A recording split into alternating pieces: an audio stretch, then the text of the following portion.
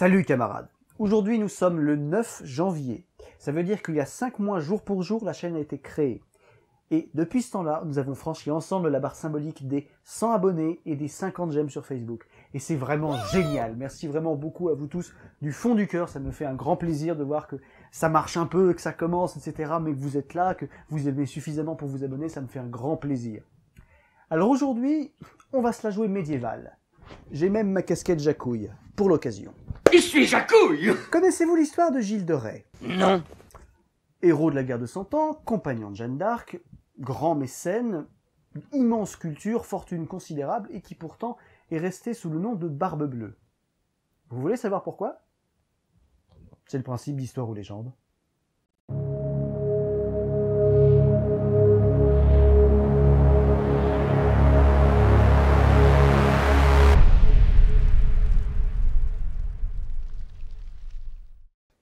On est au début du XVe siècle. En pleine guerre de 100 ans. Précisément. Pour vous la faire courte, la France est dans un merdier sans nom avec Charles VI le dingue au milieu et où s'affrontent pour le pouvoir les Rosbifs et leur roi Henri V, les Bourguignons, qui sont les alliés des Rosbifs, et leur duc, Philippe le Bon, et enfin les Armagnacs et le dauphin, futur Charles VII. Ça fait plaisir de te revoir, Charlie. Gilles de Rais, dans tout ça, il naît probablement vers septembre 1405. Il descend de nombreuses grandes familles de Bretagne, d'Anjou et d'ailleurs, à savoir les Rais, les Laval, les Montmorency, les Machecoul et les Crans. Souvenez-vous juste que ça lui fait un héritage balèze aux frontières de la Bretagne, de l'Anjou, du Maine et du Poitou. Fils aîné, il grandit tranquillou avec maman, papa, les grands-parents, etc. jusqu'en 1414-1415, où sa mère meurt en donnant la vie à son frère René et où son père meurt d'un accident de chasse. Un accident de chasse là. En plus, 1415, c'est Azincourt, c'est-à-dire la boucherie de la noblesse française, par les Rosbifs. Et du coup, le grand-père Jean de Cran, qui du jour au lendemain se retrouve tout seul ou presque, décide d'élever lui-même ses deux petits-enfants et derniers héritiers, Gilles et René. Sauf que c'est pas du tout un exemple pour les gosses, hein. Jean-Jean, c'est pas un Jojo. Du coup, enfance et adolescence mouvementée, où Gilles avoue avoir cédé à toutes les tentations possibles. Il est tellement chaud bouillant que son grand-père a essayé de le marier le plus vite possible à 2 reprises, sans succès. Mais il y a plus grave. Étant vassal du duc de Bretagne, il fait ses premières armes à ses côtés dès 1420, avec grand succès et grand mérite. Il a que 15 piges. Juste après ça, il tombe amoureux de Catherine de Thouars, qu'il enlève et épouse vers fin 1420, ce qui sera officialisé en 1422. Non sans foutre un merdier assez révélateur sur les mentalités de l'époque, à savoir qu'il va voler bon nombre de châteaux à sa belle famille, à grands coups de séquestration, de chantage, de coups de force et de mandales sur envoyés royaux.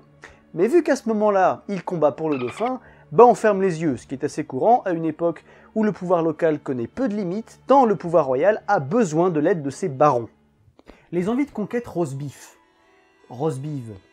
anglaises, vont pousser Gilles et son grand daron, grand vassaux d'Anjou et fidèle au roi de France, à guerroyer dès 1423, bien qu'on ne sache rien de certain avant 1427, date à laquelle il se fait de plus en plus remarquer en tant que capitaine en Anjou aux côtés d'autres capitaines célèbres comme Beaumanoir, Xaintrailles ou La Hire. Oui, je galère à trouver des images.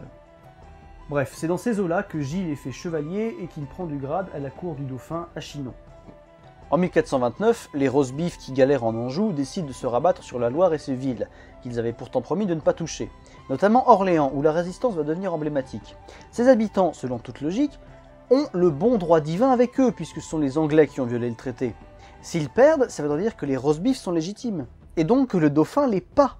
Mais là, bim! Jeanne la Pucelle, espoir du dauphin, la donzelle qui part avec les plus grands capitaines dont Gilles, La Hire et Xaintrailles, Orléans libéré en 4 jours, la Loire vidée des Rosbifs en 1 semaine, chemin libre jusqu'à Reims où a lieu le couronnement le 17 juillet.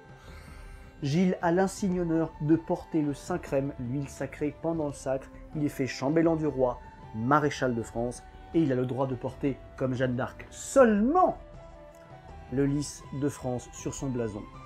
Le top du top.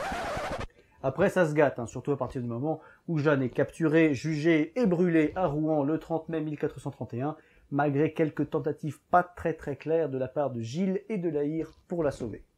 Après ça, la chute s'amorce.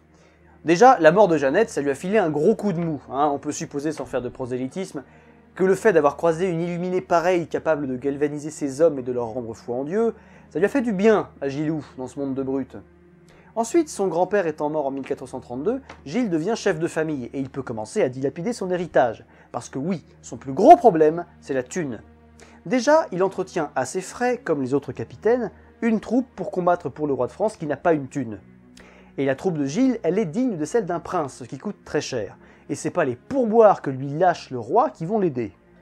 Il a aussi tendance à avoir une suite très nombreuse avec laquelle il est très généreux, il les habille somptueusement et festoie grave avec eux, il vit en ville avec son immense suite plutôt que dans ses châteaux, il entretient l'une des plus belles chorales religieuses de l'époque, qui est la sienne, il a une compagnie de théâtre de parfois plus de 600 personnes, ça change de nos compagnies modernes, il entretient même des gens pour trouver une pierre philosophale, appuie un rond, a plus de troupe, a plus intérêt pour le roi.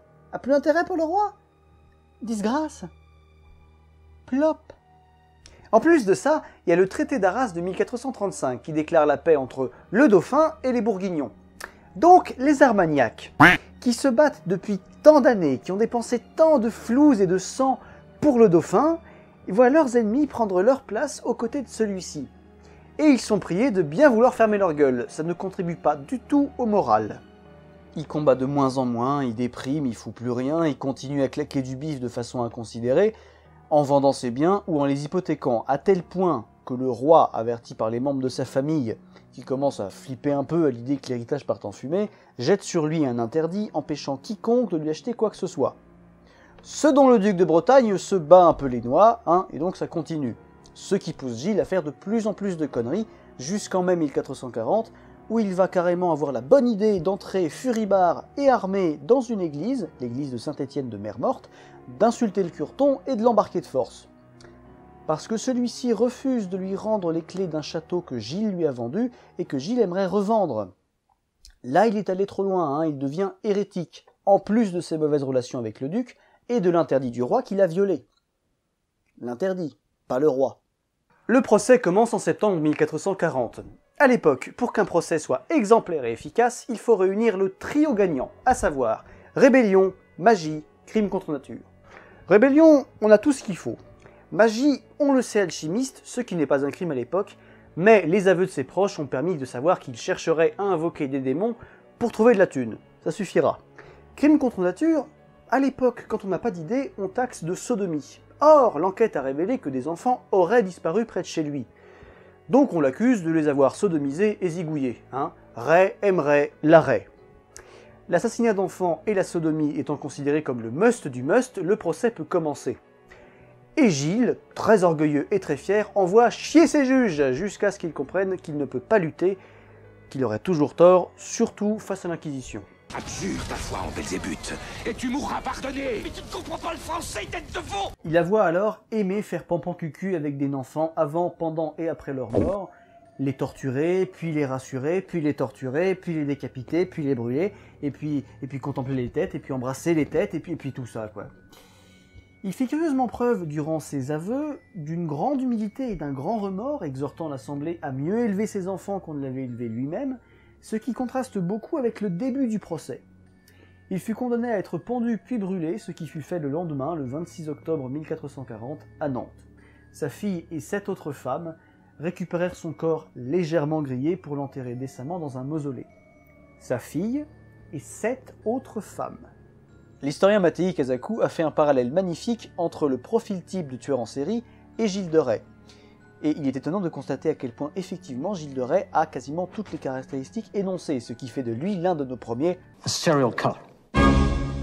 Kazaku montre aussi que l'Église a tenté de justifier ses crimes comme étant incités par des démons, ce que Gilles nia. Il disait que c'était sa seule volonté. Ce qui fait tâche. L'homme étant censé être à l'image de Dieu, s'il commence à massacrer son prochain pour le plaisir, ça la fout mal, côté calotte. Mais bizarrement, quelques jours après, il a admis qu'effectivement c'était bien le diable qui l'avait poussé à faire tout ça. Ça devait les arranger un peu plus. La légende vient après. Les différentes légendes de Barbe Bleue qu'on retrouve essentiellement là où Gilles de Rais a vécu sont celles d'un grand seigneur avec une grande barbe noire au reflet bleu, bien qu'on n'ait pas de portrait officiel de Gilles, ayant tué 7 ou 8 femmes. Si 7 ou 8 femmes ça ne vous dit rien, revoyez la vidéo.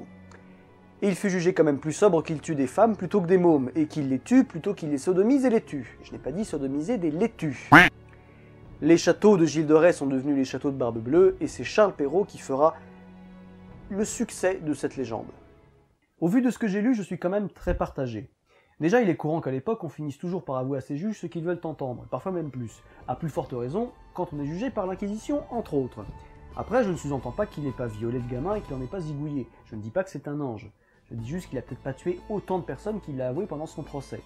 Ensuite, on parle quand même d'une période où la violence, la guerre, la mort, la famine, la maladie étaient omniprésentes. Donc, des chefs de guerre un peu perturbés du ciboulot, il y en a eu d'autres. Si on avait fait un procès à La Hire, on s'en serait souvenu aussi. Mais malheureusement pour Gilles, il était trop brillant, trop puissant et trop gênant pour qu'on l'oublie, que ce soit sa famille qui après sa mort a cherché par tous les moyens à récupérer ses biens, ses suzerains qui le trouvaient trop remuant à leurs frontières, l'église qui le jugeait trop immoral et trop bon vivant, ou encore ses contemporains tout simplement jaloux de sa splendeur et de sa gloire. Ça fait quand même suffisamment de monde pour faire tomber quelqu'un, non ? Non.